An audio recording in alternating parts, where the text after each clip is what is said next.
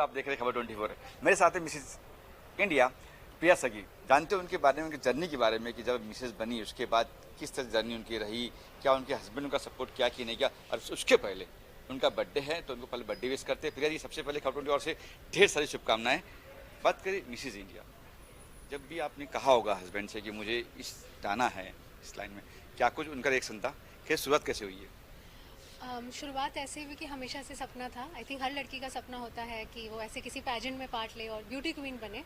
तो मेरा भी सपना था और मैंने अपने हस्बैंड से बोला एंड वो बहुत सपोर्टिव थे।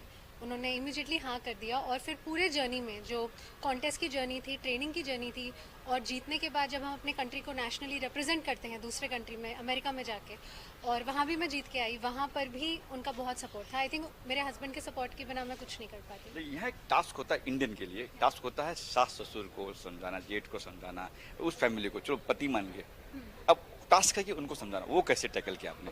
बट पति मान जाता है तो बाकी सबको मना लेता है ना।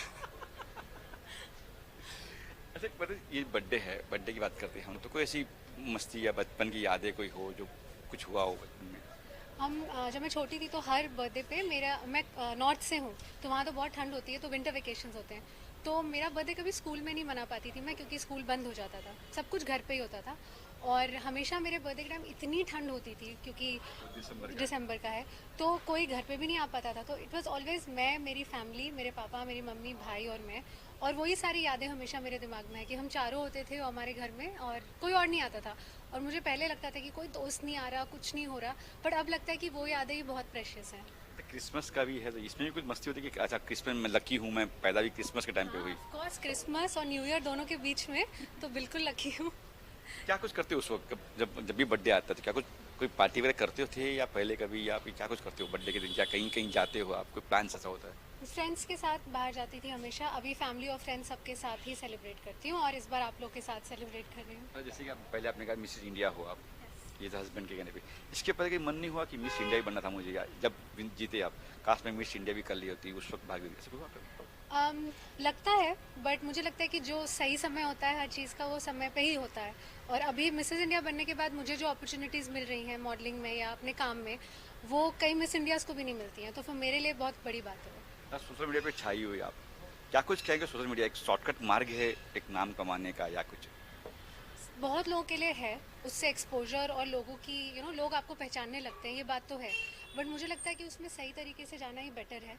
और आप क्या प्रमोट कर रहे हो बहुत ज़रूरी है सोशल मीडिया पे। नहीं, मैं देखा हूँ सोशल मीडिया कई बार कहीं गंदगी भी आती है, कहीं चीज़ें भी आती है, उन इन्फ्लुएंस को क्या कुछ कहेंगे? और इससे क्या ये भी है कि कई बार ऐसा होता है कि यहाँ चले गए, कुछ नाम हो गया तो साथ में बिग बॉस मिल जाए, कोई ऐसा कोई प्लान है आपका कि बिग बॉस वगैरह कुछ करने का?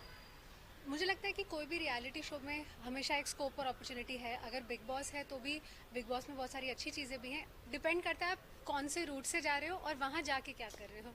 ये भी देखा बिग बॉस में लड़ते बढ़ते ही, बस आप, मुझे पता नहीं घर पे कैसे हो आप, उनको आपका हस्बैंड को पता है, तो लड़ने झगड़ने के बाद भी होती है वहाँ पे, तैयार हो आपका बिग बॉस चांस मिला मुझे तो मैं ये सब टैकल कर लूँगी मैं? हाँ, बिल्कुल कर लूँगी। और जहाँ तक लड़ाई झगड़े का सवाल है, वो हर किसी का अपना तरीका होता है। मैं अपने तरीके से अपनी बात रखना जानती हूँ। नहीं, वहाँ पे क्या बिग बॉस अपना अंदर ही बाहर से कुछ गेम खेल रहा था, तो वो तैयार हुआ? या ये भी है कि वहाँ सलमान भाई भी है तो? आई थिंक मैं तैयार हूँ, जो भी चैलेंजेस लाइफ देती है उसके लिए तैयार या ये भी है कि वहाँ सलमान भाई इसलिए जाना पसंद करते हो, या बिग बॉस का नाम इसलिए पसंद करते हो आप? हूँ। दोनों, ऑफ कोर्स।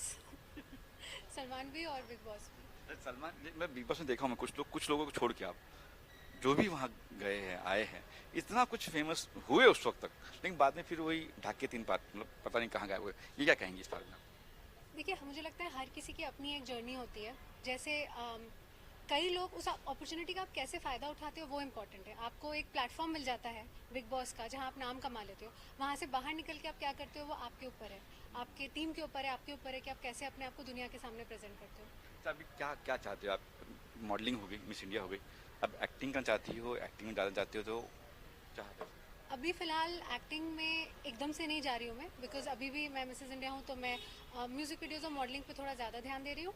बट ऑफर्स आ रहे हैं और मैं कंसिडर कर रही हूँ, कुछ अच्छा होगा तो बिल्कुल करूँगी।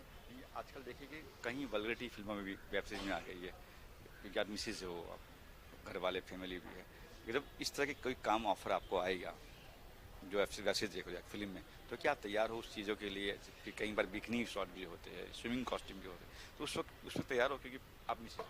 स्विमिंग कॉस्ट्यूम तो मैंने मिसेज वर्ल्ड के लिए भी पहना है, तो और अपने कंट्री को रिप्रेजेंट किया उसमें, तो मुझे नहीं लगता स्विमिंग कॉस्ट्यूम में कोई प्रॉब्लम है। मुझे वही लगता है कि आप कैसे प्रेजेंट कर रहे हो और क्यों पहन रहे हो। जस्ट अपने आप को दिखाने के लिए पहन रहे हो तो वो सही नहीं है। अगर आप किसी सही रीज़न से पहन रहे हो, जैसे मुझे भी पहनना पड़ा था और तब मुझे अपने कंट्री को लिटरली फ्लैग लेकर रिप्रेजेंट करना पड़ा था, तो मुझे लगता है कोई बुराई नहीं है। आप किस रीज़न से चीज़ें कर रहे हो वो इम्पोर्टेंट है। अच्छा, अब बीइंग एक्टर बनना चाह रहे हो, आपको एक्टर बनना है, तो कोई इंस्पायर हो आपकी, किसी इंस्पायर हुई एक्टिंग करना, या फिर चलो एक्टिंग करो? आई थिंक हम सब मूवीज़ देखते हुए बड़े हुए हैं, फिल्म देखते हुए बड़े हुए हैं, और ये सबसे बड़ा एंटरटेनमेंट का साधन भी यही है।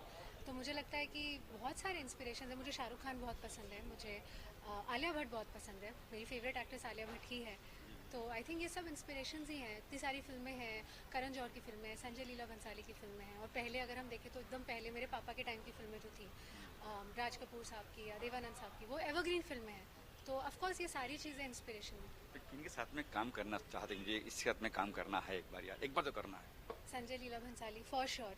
मतलब वो तो सबसे अच्छे डायरेक्टर लगते हैं मुझे। उनका उनका स्कोप ही अलग है, उनका फ्रेम ही अलग होता है।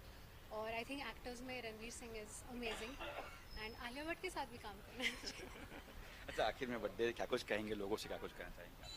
मैं यही बोलना चाहूँगी कि please live your best life. खुद भी खुश रहो और सबको खुश रहने दो, बिकॉज़ एक ही ज़िंदगी मिलती है हमें, और हमें इसे बढ़िया तरीके से जीनी चाहिए। नेगेटिविटी हटा दो, हेट हटा दो, खुश रहो और खुश रहने दो, जियो और जीने दो। ये थी प्रिया संघवी जो कह रही है जियो और जीने दो। खबर 24 के लिए पुष्कर ओझा।